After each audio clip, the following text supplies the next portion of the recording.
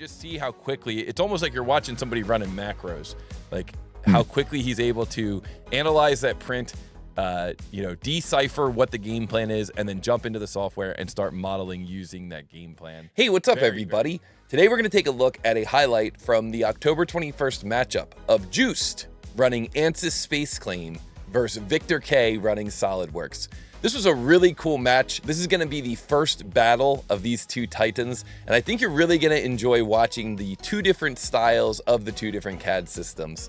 If you want to watch the full episode, I'll include a link down in the description, and I hope that you will join us for the November 11th live stream, where we're going to be streaming the semifinals, the finals, and then crowning a new world champion of 3D CAD speed modeling. And let's get into it here with this next CAD battle between the Netherlands and the United States. Ansys Spaceclaim versus SolidWorks. This CAD battle begins in 3, 2, 1, go.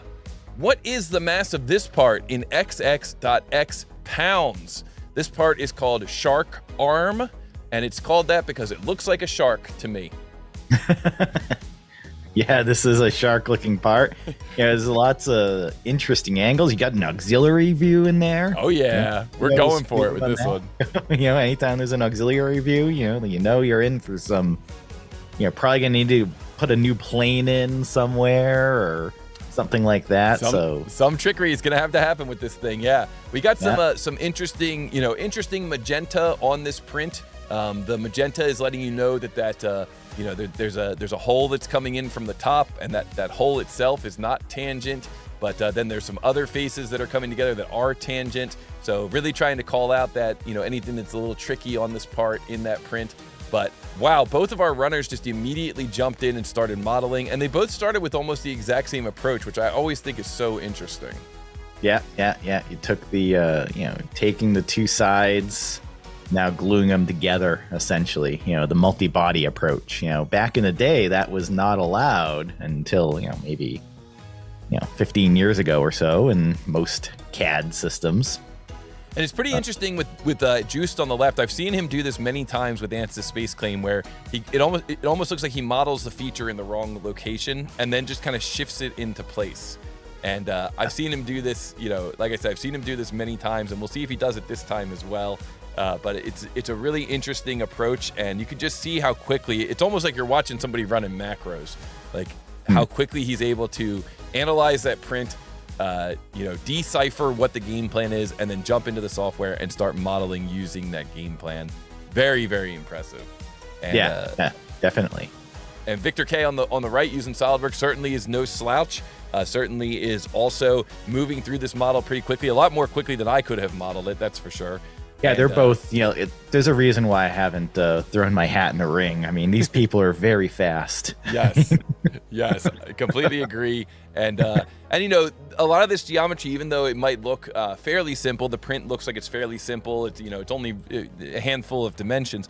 It's the construction of that geometry that gets tricky, and this is where we're seeing Victor really shine here on the right. He knew exactly what to do, exactly how to manage that extra feature that was sticking up there, and I think he's got a game plan for how he's gonna, See, that's not. I would not have taken that approach that Victor took, and same. And it's totally working though. Yep.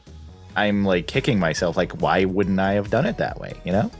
And so now we see that, JOOST was able to construct those holes looking in from the front view on his very first feature.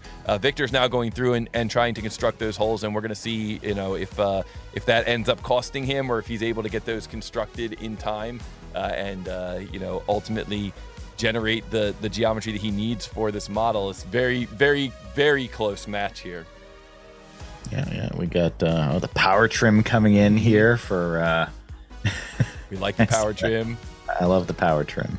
Always tricky to create features like this, to try to figure out, when you're creating these kinds of keywayed holes, something that comes up all the time in engineering. So definitely valuable to learn how to do that quickly. And if you want to learn how to do it quickly, you can watch what Victor just did there. That was an absolute clinic as far as how to quickly model this thing.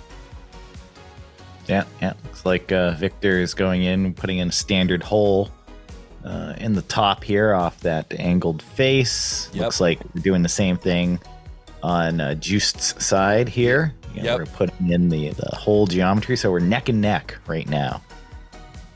Yeah, this is wow. These guys are both at that final feature, and it looks like this is going to be really close. Victor looks like he's getting ready to come in with an answer. Victor K answers 11.7 pounds, and that is correct. Wow. That was fast. There was no dilly-dallying at all whatsoever. Wow, and Juice got off to such a fast start. I thought he was going to just run away with that thing, but it was Victor who came through, almost came from behind. That first feature that Victor made, I was a little worried about it. It looked like it was a little, there was a little sketchiness going on with it, but I think it was really, the real difference there was Victor was really able to quickly decipher how to construct that angled flange that was sticking up off the top, the fin of this part, if you will. That upper fin, and was able to come through and build that. Wow, that was fast.